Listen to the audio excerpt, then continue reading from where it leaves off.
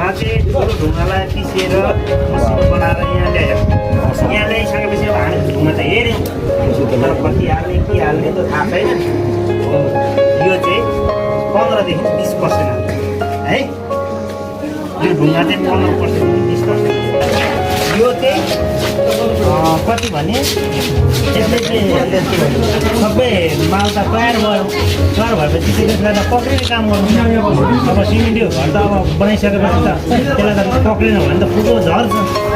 हो यसो हाल्छ।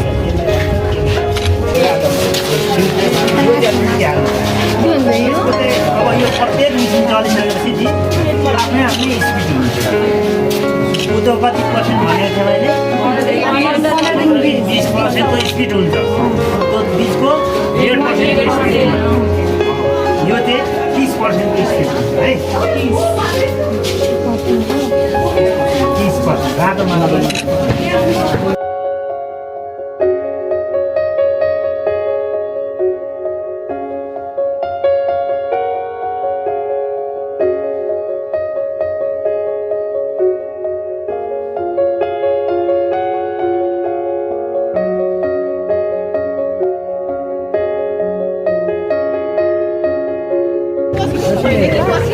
जहाजको धड्कन र मान्छेको मुटुको धड्कनले चापले गर्दाखेरि यो मेसिन चलाएर माथि गएर ढोका लाएर मात्रै बस्नुपर्छ। नभए यो मेसिनले आवाजले चाहिँ मुटुलाई ठ्याक गर्ने अवसर गर्छ।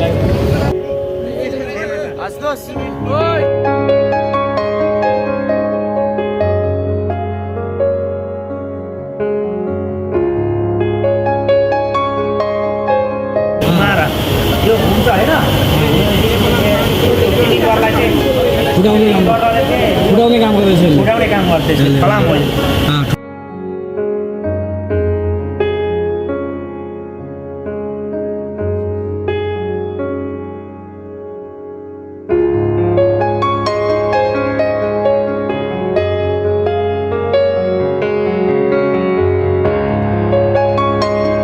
आफ्नो स्ट्रेन्थ चाहिँ इट गेन्स विथ टाइम।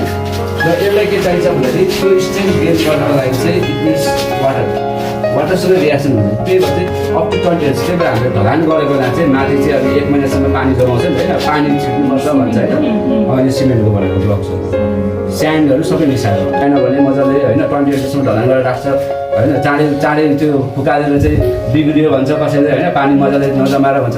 त्यो कारण किन पानीसँग रियाक्सन मजाले गर्नु पऱ्यो अनि मात्रै यसले के गर्छ स्ट्रेन्थ चाहिँ गेन गर्छ।